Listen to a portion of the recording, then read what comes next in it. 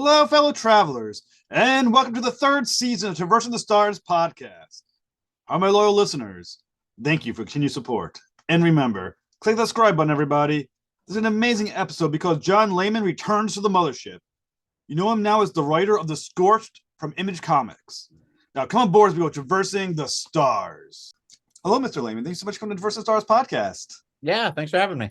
So my pleasure, or I should say back to the podcast because you were on not too long ago, but I heard we kind of hinted at some big news coming within a month or two. So now you're here to talk about the big news. So yeah, I'm writing not just one Spawn book, but two Spawn books, which a year ago, I never would have expected this. Now, the second book that you mentioned is one of the in continuity universe books, The Scorched, which everyone knows from Sean Lewis wrote the last 23 issues. I think you're now on the 24th. Yeah. Well, I came in and sort of like helped out with 23. But yeah, I mean, more or less, that's right.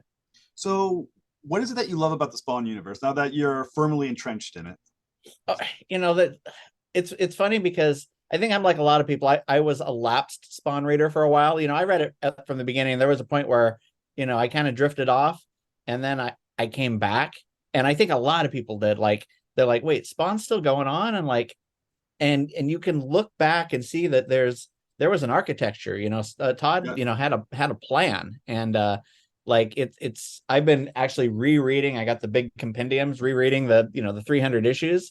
And, it's an epic. And, it's, all these characters, he's got, at this point, 300 issues, man, he's got a lore as, I was going to say as big as Marvel or DC, not quite, but you get what I'm saying. I mean, there's oodles of characters and there's, just tons of story potential everywhere.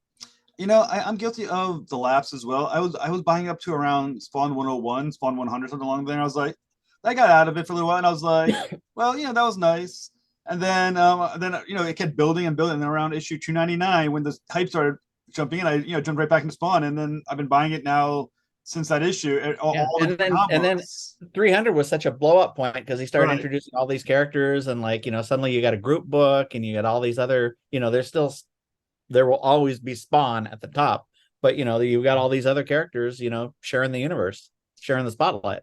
Yeah, and I must admit, it's amazing that Spawn, I think, kind of spits in the face of the old idea or the current adage, maybe it's current adage, that comic books need to be rebooted every 20 issues, like Marvel does, 40 issues, 50 issues to get readers back. It's like, here's a comic book that in issue 300 is now as popular as it ever has been.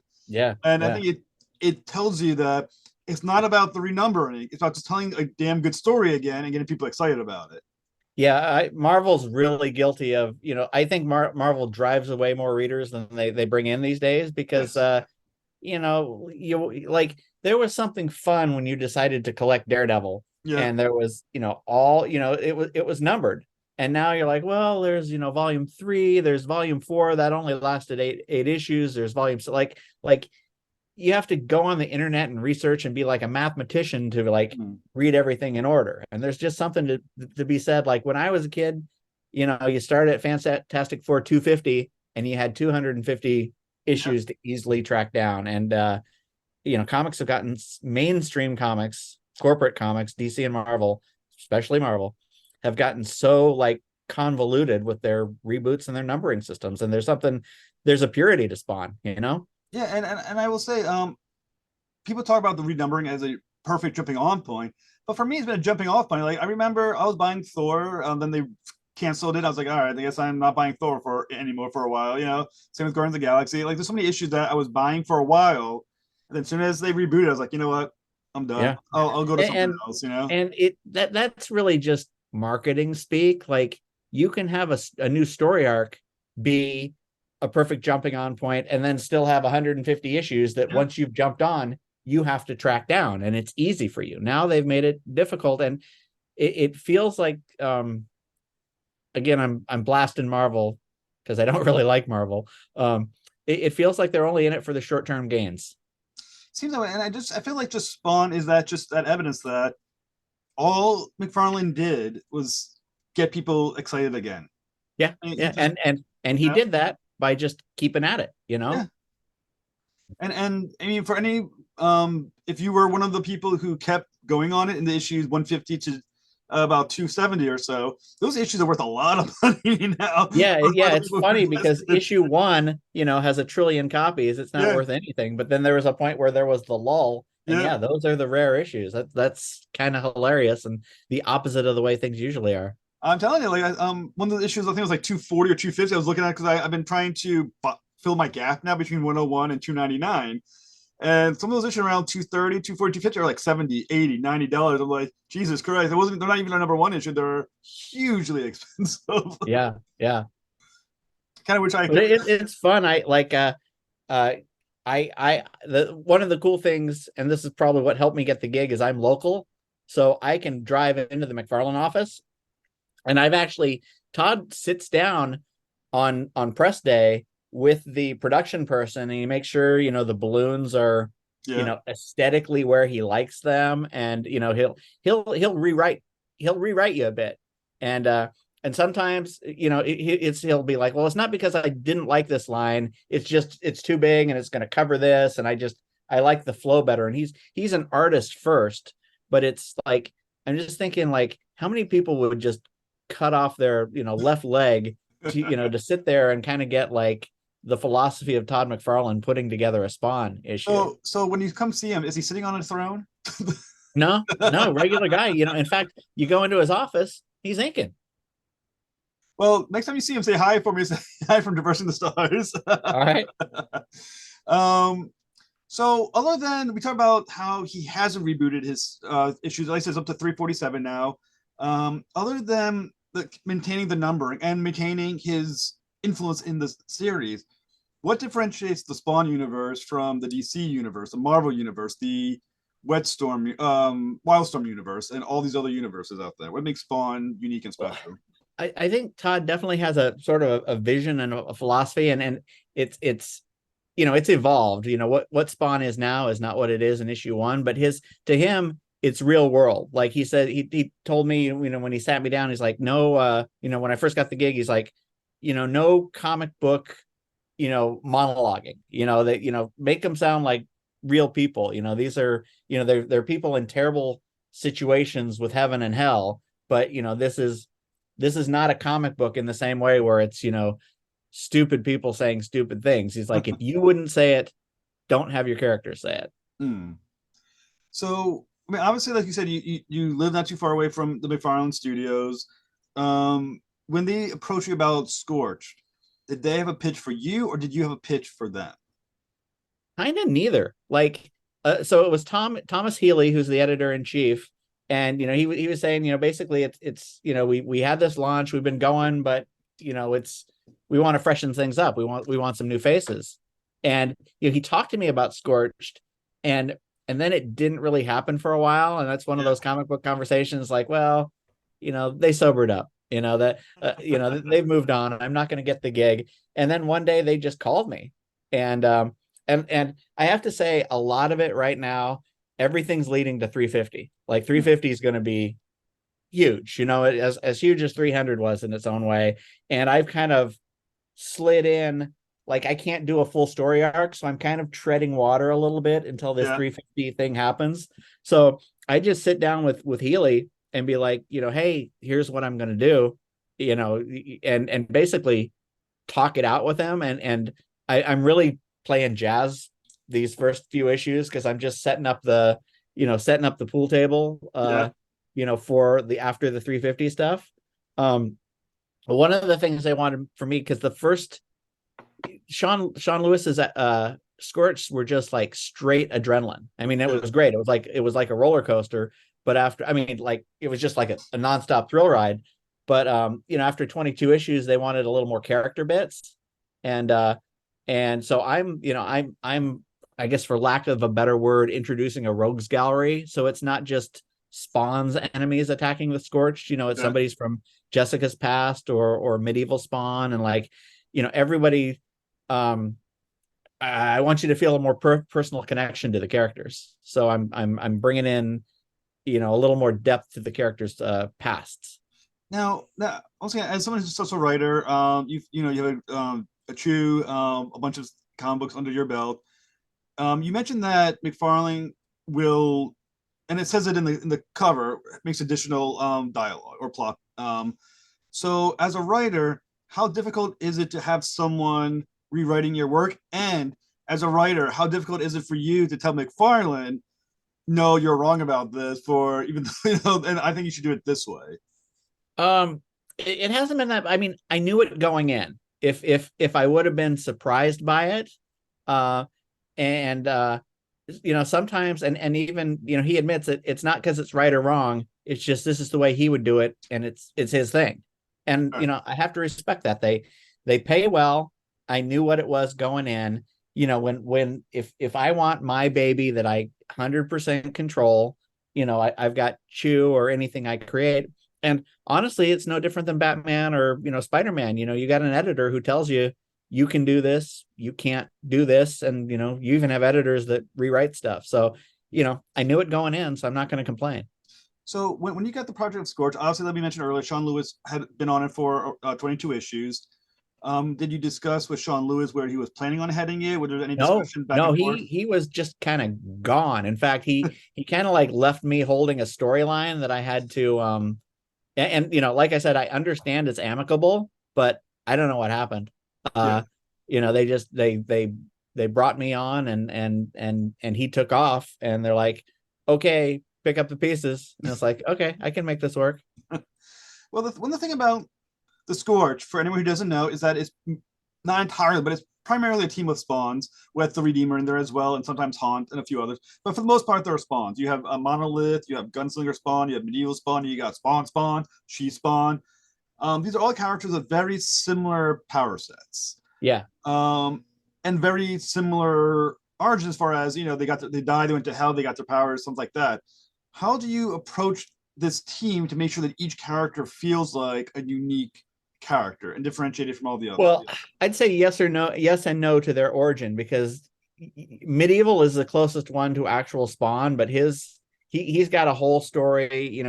He came from the past and he's here now, and there's a story of what brought him here that's completely different, and it's completely that sounds like Gunslingers, but that's completely different. Jessica's not a Spawn in the same way. She didn't go to hell.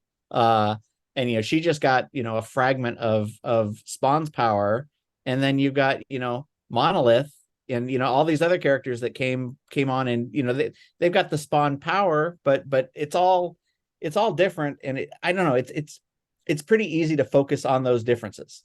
That Jessica's the leader, and she was Al Simmons's, she was Black Ops just like him, so they have a connection that goes beyond the Spawn stuff. And to me, it's sort of getting to the characters, and often it's before they were Spawn, because that's who they really are. And it's like, so this first arc of mine, I'm introducing a just like Medieval Spawn got Encino Man and suddenly showed up here, one of his arch enemies does.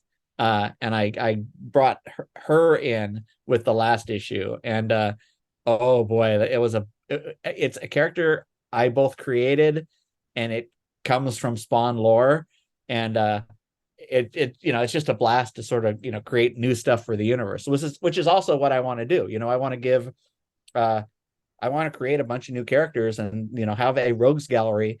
Every character should have their own villain. They're not just standing in Spawn's shadow. And well, not only, but to also talk about their powers. There's two difficulties, in my opinion. I've kind of never written it. With writing for Spawn. One, they're immensely powerful, which makes it hard to find characters that can equal them. Yeah. And two, once again, power sets that are somewhat similar. So again, how are you making villains that are worthy of an entire team of ultra powerful characters, and make sure that when you're having these scenes, each character has a unique power type that you can make sure that when you look at it on the page, this is Medieval, this is Gunslinger, this is Spawn, this is everyone else. You are asking me stuff that gets dealt with in the biggest way post 350. Okay. So these are all, this is, I can't really answer that without big spoilers, but this has been a fundamental question to when you got the job. This is what you need to think about and figure out. Okay. And it will be explored heavily post 350. Now, in the last issue you wrote, 24, you mentioned that she spawns the leader, but issue 24 puts that into question quite a bit. And they actually kind of put it in Al Simmons's lap that he may be the leader, or at least for a short period of time. Now, how effective is Al Simmons as a leader? How much is he self-serving as his own mission? How much does he care the mission versus the team? Al cares about his mission 100%, and everyone else is ultimately expendable. I mean, he's dealing with things on, like, heaven and hell. That's the most cosmic basis you can, and I think, he wants to do good for his friends, but if he has to put one in the way of a bullet or a demon blast or whatever, he will if it makes a difference. And Al is going, like, this question with Jessica gets resolved pretty quick. Okay. the next issue. And Al's got 2 books, and he's got his own shit going on real soon. So that may answer your question without answering your question. Is She Spawn the better leader? Inherently better? Depends on your definition of better, because Spawn will do, Al Simmons will do whatever it takes to win and triumph over evil. Jessica's the most human of the bunch. She's got she's got sort of an empathy that doesn't exist, and she may be the better leader in that she's thinking about her team. Maybe they're not all expendable to her in the same way as Al. So it depends on your definition of effective. The guy who's going to win, or the guy who's going to or the person who's going to keep most of the team alive. If you're one of the soldiers on the Scorched, which leader do you feel like you have a better future options ahead of you, She Spawn or Al Simmons? Well, see, that's another tough question, because I think I'm the type of person who would be more inclined to follow Jessica, but I also think Al Simmons is probably the one who's more, he's more powerful. He's the, if you're going to bet on a horse, he's the one most likely to be the winner. So, you got another question with no good, no answer. It's, you got to balance. Yeah. You got to balance stuff. Talking about power, She Spawn, once again, recently had wielded the power of the green, powered by Gaia. She did get her powers burned out in the fight with Al Simmons, but how is there any amount of that power that stuck with her? And she is definitely powering up. She's getting more. You saw that in I don't know if it was a recent issue of King Spawn or Spawn, where she had a blast that she didn't have pre-Gaia, so that I don't know if he activated something in her, or if it was latent powers coming out, but yet she is, and she's also relatively new, so she's learning. So yes, she is growing more powerful. She doesn't hold a candle to Al Simmons, but yes, she is growing more powerful. What does this suggest about her, though, that she was able to get manipulated by Gaia? Well, I mean, she's the most human. She's she's still got the most connection to her mother, her daughter, the world. Like, out of everybody who doesn't want this shitty job of being a Spawn, she's probably the closest one to remembering her days as a human. If you're Al or Medieval or Gunslinger or Monolith, how much do you trust Jessica after what happened with the green? Good question. Like, I think someone like Monolith, not much at all. Someone like, Medieval, is in the head of a modern day dude. They're a split personality, and they're Medieval and Redeemer, they've been around from the beginning, and part of what I'm establishing, at least in my initial issues, is they are the core team. Jessica, and then Mark / Medieval and Redeemer are sort of her right and left hand men, and everyone else are just kind of tools for the right job. You need a killer, you call in the Freak. You need muscle, you call in Monolith. And that's part of what I'm establishing, because the beginning issue as a Scorched, it just seemed like kind of characters were coming in and out a little bit willy-nilly, and there's definitely going to be a little more focus on, hey, this is the team, and the right person for the right job. Like we're bringing in this person. We need a strong dude, or we need a stealthy dude, or we need a stone killer. We're gonna have we're gonna have I don't know, like a roster that they may not be full time, but these are the people, the right person for the right job. Now, to use an analogy from DC Universe, actually the cartoon, the Justice League, there's a Justice League animated series, and then there was Justice League Unlimited. Justice League animated series had the top big seven. Justice League Unlimited was basically everybody. So in your Scorch, are you more Justice League or more Justice League Unlimited? Oh, I think a better analogy would be when Warren Ellis was doing Stormwatch, there was Stormwatch Black. I think there was Stormwatch Red. There was the strike team, there was the stealth team, and they are all these things. It's just depending on the mission, or who they got to take down. So they have the possibility of being you know both, or all three, or whatever. So how far back are you going to be pulling from the Spawn universe to fill the Scorch team? Are there any characters that we haven't seen in a while that you're going to be pulling from and bringing back? Not in the immediate future. Like I said, I'm I've got 3 issues that I'm writing before 350 hits, and then 350 is going to take things in a completely. In fact, I'm pretty sure it said in solicitation, and boy, I hope I'm not giving out of a spoiler, but it says pretty sure it says 6 months later and everything's changed. Okay, is that for 350 or 350? 351. 351. Okay. So the shit goes down in 350, and then there's repercussions, and they've given me. I've got so much story potential from what happens after 350. Like I'm gonna be playing with that for days. So, how much is there communication between the basically what has become the Spawn universe writing team? I mean, obviously we got Gunslinger Spawn, we've got Spawn, King Spawn, Scorched. Soon we got Rat City. Then we have some other books coming this way. We have you said a Liam Sharp Dark Ages book. Yeah. We Well, have the core, the core four, everything else is just kind of like, one shots and minis. Those writers probably won't be, part of this kind of thing. But as I'm told, right now, uh, Todd hasn't been in town a lot. He's a bit of a globetrotter for various things. And, but once things get back to normal, whenever that is, we are going to have regular, like writing calls between everybody. Right now, it's usually just me calling up Healy once or twice a week saying, here's what I want to do. And he's like, well, that doesn't fit because this is happening here. He's the poor guy who has to juggle everything. And I have to admit, I don't know everything chapter and verse. So I'll be like, hey, Reaper, when you blah, blah, blah. And he'll be like, oh, this is what happened and where. And he'll be able to, point me in the right direction. But yeah, as I understand it, we'll be working together.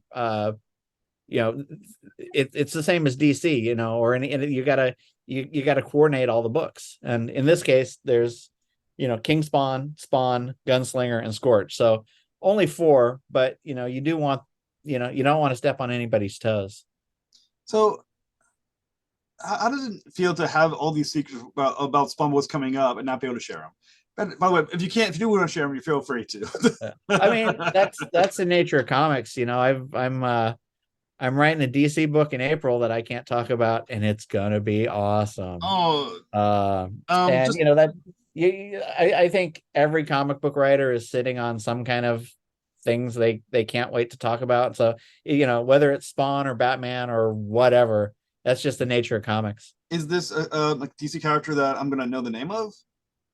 DC characters, and it's only a one shot, but it's one of those ones where they called me and I'm like, I can't believe you're giving me this. This is so ridiculous and so fun. And I have bucket list characters. I may have told you this last time we talked that I've got, and my list has gotten shorter over the years, but I still have some characters that I want to tackle. And I got to scratch off quite a few off my DC bucket list. Oh, for example, Detective Chimp. Ooh, that's a cool character. Yeah. That's awesome. So, so we talking Justice League Dark or? I'm not telling you anything more than that. No Nice try. problem. So going back to Spawn a little bit, character of Monolith is also kind of interesting as well. Is that in many ways he is an unusual character to be on a team. He doesn't Yeah. seem very team friendly, No. and he doesn't seem No. someone who likes taking orders from anybody. Yes, that is So correct. why does he so badly want to lead Scorched? And Well, he's alpha, yeah, Why is a puny woman who's turning on us going to lead Scorch? He's the big guy. He thinks he can smash anybody. Naturally, he should be leader, and that's sort of his personality. how long can he be pacified as a soldier and not a leader? There's going to be conflict. There's going to be definite conflict. Um, is he going to be the biggest spawn coming up, or are we going to be discovering some other spawns that Monolith will be afraid of? You think? Well, I don't have any. I don't have any new spawns coming up. I'm uh, uh, uh, focusing on villains, and right now I've got a. Oh shit! I'm just going to tell you. I'm introducing a new member of the Violator family. Oh, very Yeah, cool. and she has a past with medieval. Now, is she a clown as well as a violator? No, I mean, as far as I know, only Violator is a clown. Okay. He was punished by Malbosia for like failure, and that he got turned into a clown as a punishment. So everyone else, Vaporizer and Vandalizer, all those guys, they just have one form. That's another thing I got to call Healy about. But in the 180 issues I've read so far, they've never appeared as in clown forms. So one thing that also they've been built up in Spawn right just recently is that the circles of hell, or the levels of hell, and the hierarchies on these other characters. So how do those characters going to fit back into Scorch? Because I know they had Cagliostro's hellish Yeah, team, and then all the other I, teams. I know I sound like a broken record, but 350, 350, 350. um, those I are swear we can talk after 350 because it's a game changer. all right. I'm you know what, I'm totally all for it. I'd be glad to do more Spawn right after. Um, And you'll know why I was so evasive, because of what goes down. so the other thing with the Spawn team, though, Scorched, how much of a team really are they? How easy are they to rip apart? Are there going to be character villains who know how to rip them apart as a team? Well, see, to me, like the Scorch has had like a bunch of members and a big rotating cast, and part of what I'm doing is like, at least initially, boiling it down to look, it's really the three. It's Redeemer, Medieval, Slash, Mark, and Jessica. And those are the core team, and everyone else, is, hey, should we invite Haunt in permanently? Would he fit in? They've sort of, when Jessica comes to her senses, like what comes out of her doubts is, we're going to make Scorched work. We're going to make it a more effective, team. And, we're going to have each other's backs, and we're going to have people we trust. And, anybody we don't trust, we got to keep them on a, keep, keep them, keep them at a distance. They still will have their uses, but, The one thing we don't want Monolith too close to us if he's going to turn on us. one thing that you mentioned, you said it's She Spawn, Redeemer, Medieval. You're not mentioning Gunslinger. So where does No, it fit in this no. whole thing? I mean, Gunslinger bailed at like issue 18. And Okay. and I think personally he was sort of used for ratings because he was so popular, and like, Scorch was early on, but Todd has always said that, he's a lone wolf. He does not want to, he's and this is an exact comparison, but he's sort of the Wolverine of the universe. Like, he's the guy who wants to work on his own, man a few words, but Clint Eastwood in a spaghetti western, he does not want to be on a team. And so yeah, anytime you see any use of Gunslinger will be kind of sparing. He's got his own book. He probably won't be in mine. Now, one other thing about, once again, you're talking about spawns, is that obviously every one of these characters, oh, not she spawn, but medieval did go to hell. Some of these characters, they've been damned. How carefully do you have to write the heroic aspects of those characters to keep them in character, but also make sure they do come off as heroic or heroes? Well, I mean, they're not necessarily good people. I mean, they're doing the dirty work for the side of good, but they may not necessarily be good. So heroic might not necessarily be the right word for some of them. Some of them, like the freak, is not good at all, but like he sees there's a threat out there bigger than, almost the enemy of my enemy is my friend. And there's these forces of hell that are so big and so dangerous. You got to team up with these people you never would normally.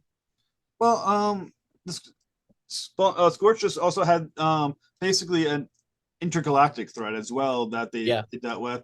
So how far are you going to be branching into what exists outside, beyond Earth, in the kind of like the intergalactic realm of things? Not for the next arc, at least. The next arc is going to be very kind of grounded and terrestrial. And in fact, one of the things I did, because it had never been done before, and I felt like it would be a good way to kind of wrap up the issue, is I put everyone in costume, and I mean, put everyone out of costume and just had them in a bar, talking about like all the shit that went down, and like, how are we going to move forward?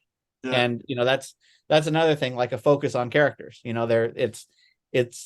get a breather from like, one terrible, threat after another, and you actually get to see them as people. So what other things can the listeners look forward to, what's going on in the world of Scorched? Well, more villains, more personal connections, more background on the characters. And then, like I said, 350 is going to be a game changer for every sort of corner of the Spawn universe. And it's going to give us, I would hope it's going to give us at least a story arc or two for every single book to like explore, the repercussions. So we know you got Scorched. We know you have this hidden DC comic book coming out. We mentioned before, Spawn kills all spawns. Can you give us a little bit of update on that? It's silly, it's fun, but also, I'm taking, Todd did his Spawn kills everything and Spawn kills everything too, or whatever it is. Spawn kills everyone. And they were super fun, but they were kind of threadbare as far as characterization. And I'm trying to, we want to go further than one arc with this. And a thin joke only goes so far. So we're trying to make you care about the character, give them a supporting cast. And so it goes not much deeper, but a little deeper than previous. And then I've got a Suicide Squad Kills Arkham Asylum book coming in January. Very cool. Which, it's a prologue. There's a Suicide Squad Kills Justice League game coming out. And this thing was supposed to be out last spring, and the game got delayed. So the prequel comic got delayed. So I wrote it ages ago, but it's finally coming out. Is there any chance we're going to see some more from In Hell We Fight? And will they pop up out on your Scorched book? Because, you do got Hell. I would love that, but the numbers were not good, and they got a little worse as it went on. And by issue 5, it's like, well, we got to see how the trade sells and let the trade kind of sell through and make sure we don't completely take a bath on this thing. But my artist Jock is totally down to do more, and like, maybe we can scrape enough by with TPB profits to do like a Halloween one shot. Like, we would like to keep it going, but the financial realities are we got to take it slow. So what else can you tell us about about your future? It's just Spawn right now. The occasional DC gig, but like I don't have any creator owned things, approved. I got a couple things, in slow motion, but they're not happening anytime soon. And it's kind of refreshing to just like work on this universe where I can go into an office and, talk to an editor and talk to like, it's very different for me. And it's kind of it's been a nice change. Well, Mr. Layman, thank you so much for coming back on the show. Yeah, sure. Let's talk post 350. I am looking forward to that, because now we got to be really curious how everything's going to change. So definitely come back, and thank you so much. Sure. Anytime. See you later, everybody.